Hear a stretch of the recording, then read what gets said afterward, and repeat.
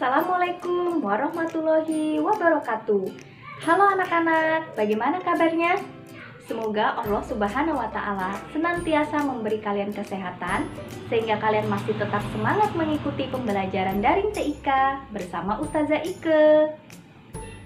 Anak-anak, sebelum belajar, marilah kita berdoa terlebih dahulu. Duduk sholih, sikap berdoa.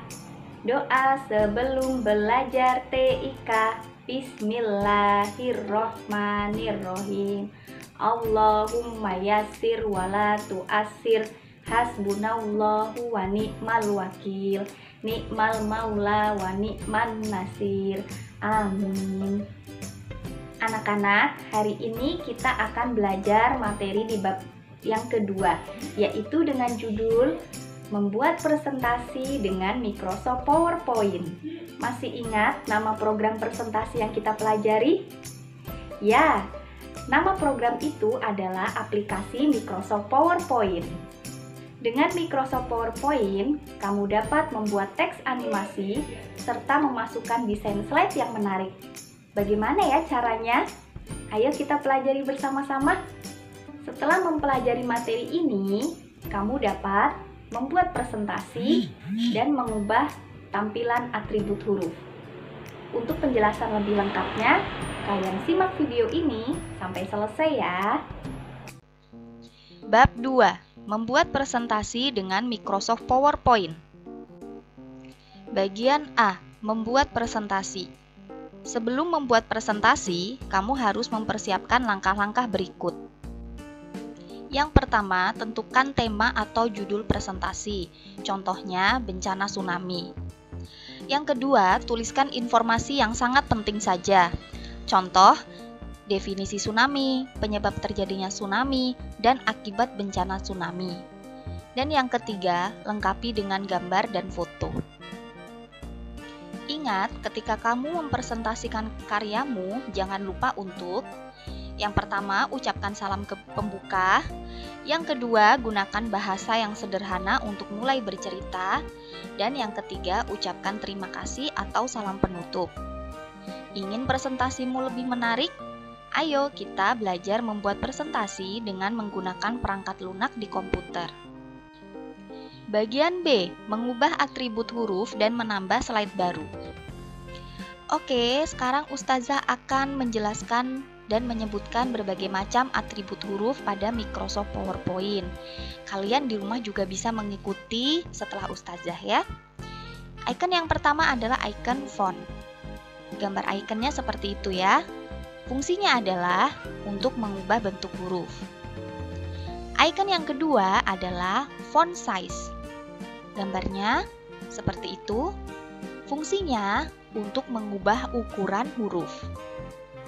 Icon yang ketiga adalah icon font color. Gambar ikonnya seperti itu. Fungsinya untuk mengubah warna huruf. Icon yang keempat adalah icon bold. Gambarnya seperti itu. Dan fungsinya untuk menebalkan huruf. Icon yang kelima adalah icon italic. Gambar ikonnya seperti itu. Fungsinya untuk memiringkan huruf. Dan icon yang keenam adalah icon underline. Gambar ikonnya seperti itu. Fungsinya untuk menggaris bawahi huruf.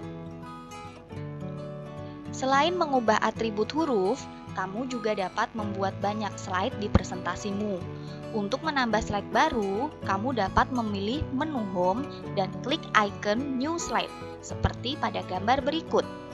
Nah, jadi yang ditunjuk tanda panah itu adalah icon untuk menambah slide baru. Dan sekarang Ustazah akan langsung mendemonstrasikan atau mempraktekkan cara membuat presentasi dengan menggunakan 3 langkah yang tadi Ustazah jelaskan ini. Kemudian Ustazah juga nanti akan mengubah bentuk hurufnya dan juga Ustazah akan mendemonstrasikan cara menambah slide baru. Kalian simak baik-baik tutorialnya ya. Pertama, kalian aktifkan dulu aplikasi Microsoft PowerPoint-nya. Ini biasanya tulis terlebih dahulu kalimat salam pembuka ya. Nah, kemudian di placeholder yang kedua, kalian tulis nama kalian dan kelas. Nah, ini untuk slide yang pertama. Kemudian kita akan menambahkan slide yang kedua untuk memasukkan judul presentasinya. Untuk membuat slide baru tadi ada di menu home, group slides ya, nama ikonnya adalah icon new slide. Nah, ini kalau kalian klik tanda panah kecilnya, nanti di sini akan muncul berbagai macam ini namanya adalah layoutnya ya, atau tampilannya, tampilan slide-nya. Kalian mau pakai yang mana? Silakan pilih sesuai dengan kebutuhan. Nah, karena di slide yang kedua kita masih menuliskan judul, jadi kita pakai yang ini boleh, atau pakai yang title slide juga boleh. Nah, judul atau temanya adalah tentang bencana tsunami. Jadi, kalian boleh tulis yang di atas atau yang di bawah. Nah, kalau sudah, sekarang kita akan buat slide yang ketiga. Slide yang ketiga isinya adalah tentang definisi tsunami atau pengertian tsunami, penyebab terjadinya tsunami dan akibat bencana tsunami. Ini juga berupa kalimat, jadi kita pilih slide yang ini ya. Nah, ini bisa kalian arahkan ke tengah-tengah dengan cara mengklik, kemudian kalian tahan mouse-nya, kemudian kalian tarik ke bawah. Nah, untuk isi slide yang ketiga adalah yang ini tadi, ini bisa kalian ambil dari internet ya.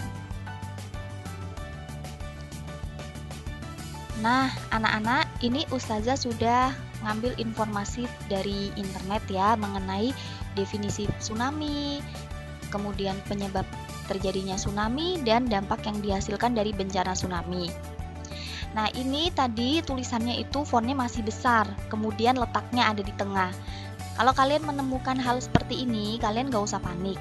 Kalian langsung aja ubah font size-nya atau ukuran tulisannya ya. Di placeholder-nya ini kalian klik satu kali, kemudian kalian ganti ukuran fontnya di sini ya. Nah, ini kan masih 40, masih besar ya. Nah, kalian ganti misalnya 20 atau 24. Misalnya Ustazah pakai yang 20 saja ya.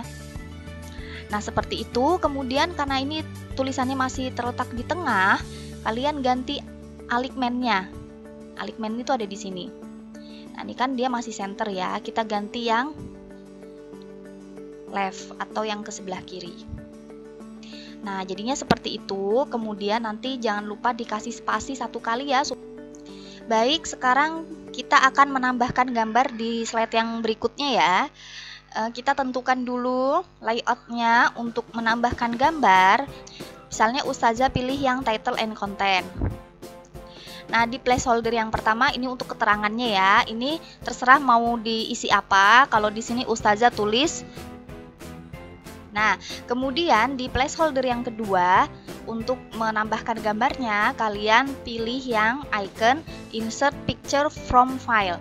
Nah, di sini Ustazah sebelumnya tadi sudah mendownload gambarnya terlebih dahulu ya.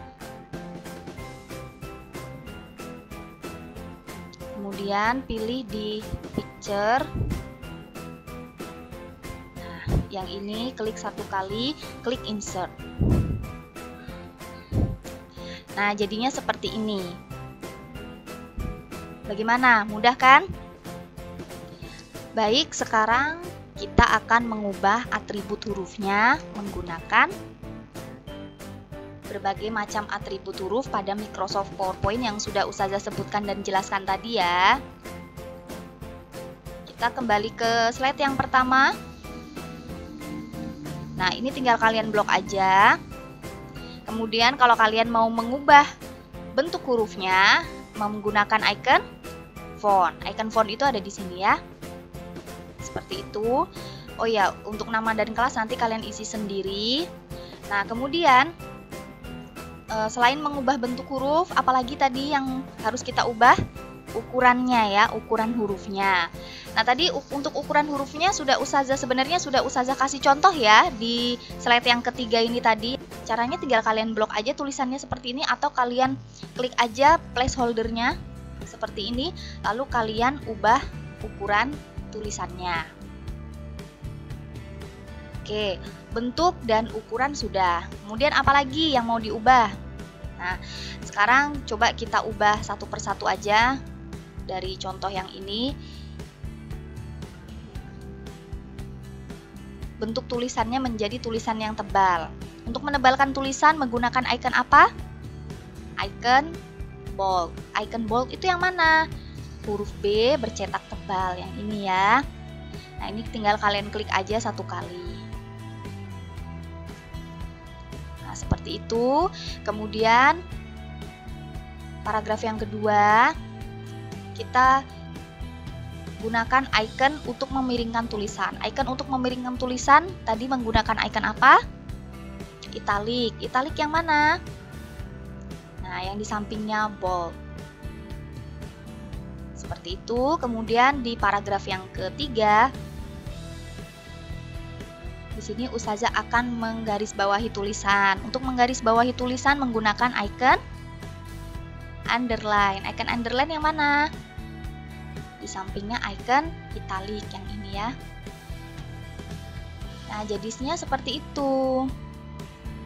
Nah, sekarang icon yang terakhir untuk memodifikasi tulisannya adalah icon font color atau untuk mengubah warna tulisan. Nah, misalnya paragraf yang pertama mau dikasih warna apa? Warna merah ya. Berarti tinggal kalian klik aja icon font colornya yang ini, kemudian pilih yang warna merah. Kemudian paragraf yang kedua, kita ganti warna biru. Paragraf yang ketiga, kita ganti warna hijau. Nah, seperti itu ya. Nah, ini juga berlaku untuk slide yang pertama dan yang slide yang kedua. Ini juga bisa kok kalian ganti jenis tulisannya dan warnanya.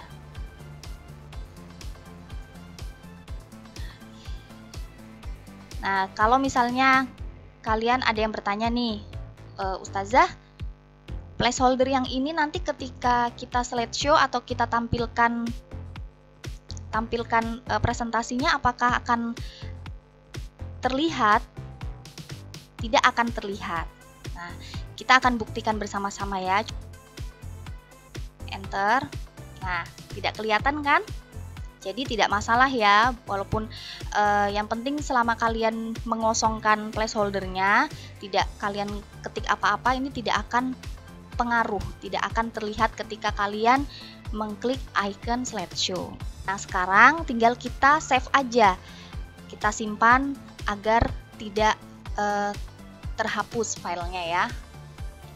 Caranya adalah klik menu file, kemudian klik icon save as. Nah, kalian bisa menyimpannya di dokumen. Untuk file name-nya ini bisa kalian ganti ya. Kemudian di save.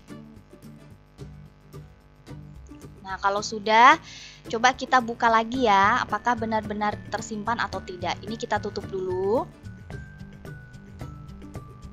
Nah, kemudian kita cari di sini di dokumen. Nah, ternyata tersimpan ya filenya. Kita buka lagi. Nah, hasilnya seperti ini. Nah, ini untuk tugasnya. Kalian perhatikan baik-baik, di sini tugasnya Ustazah bagi menjadi dua bagian. Bagian yang pertama adalah tugas praktik. Ini untuk yang menggunakan komputer atau di rumahnya kalian mempunyai komputer atau laptop, silakan nanti kalian baca poin-poinnya apa saja tugasnya. Kemudian bagian yang kedua adalah tugas untuk yang tidak menggunakan komputer. Ini adalah tugas untuk anak yang khusus di rumahnya dia tidak punya komputer atau laptop. Jadi nanti silakan dikerjakan tugas teorinya. Dan catatannya, nilai akan Ustazah bedakan ya antara yang menggunakan komputer dan yang tidak menggunakan komputer. Tetap akan tuntas, hanya poinnya aja yang berbeda. Dan ingat, setiap Ustazah memberikan tugas itu tolong dikumpulkan tepat waktu, sehingga Ustazah tidak lagi menagih-nagih kepada kedua orang tua kalian. Dan Ustazah tegaskan sekali lagi, untuk tugas yang teori ini adalah tugas untuk anak yang tidak ada komputer atau komputernya sedang error atau sedang rusak. Tapi kalau di rumah kalian ada komputer atau laptop, itu kerjakan saja tugas praktiknya. Fahim tum? Sekarang Ustazah akan menyampaikan kesimpulan untuk yang duniawi. Hari ini kita belajar membuat berita dengan presentasi. Orang yang menyampaikan presentasi adalah orang yang paham terhadap berita yang disampaikan dan mengetahui kebenaran info yang hendak disajikan. Apalagi berita yang disampaikan adalah berita yang berkaitan dengan masalah agama. Karena semua ucapan dan perbuatan seorang hamba akan dimintai pertanggungjawabannya di sisi Allah Subhanahu wa Ta'ala. Dan untuk yang ukhrawi, dalam Al-Quran Surah Al-Isra ayat 36, Allah Subhanahu wa Ta'ala berfirman, وَلَا تَقْفُ مَا لَيْسَ لَكَ بِهِ عِلْمٌ إِنَّ السَّمْعَ وَالْبَصَرَ وَالْفُؤَادَ كُلُّ أُولَئِكَ كَانَ عَنْهُ مَسْئُولًا. Yang artinya, dan janganlah kamu mengikuti sesuatu yang tidak kamu ketahui, karena pendengaran, penglihatan, dan hati nurani, semua itu akan diminta pertanggungjawabannya. Anak-anak, sebelum mengakhiri pembelajaran, marilah kita berdoa bersama-sama. Duduk sholih, sikap berdoa. Doa setelah belajar TIK. Alhamdulillahirobbil alamin. Doa penutup majelis. Subhanakallahumma wa bihamdika asyhadu alla ilaha illa anta astaghfiruka wa atubu ilaih. Amin. Kurang lebihnya Ustazah Ika mohon maaf dan Ustazah akhiri. Wassalamualaikum warahmatullahi wabarakatuh.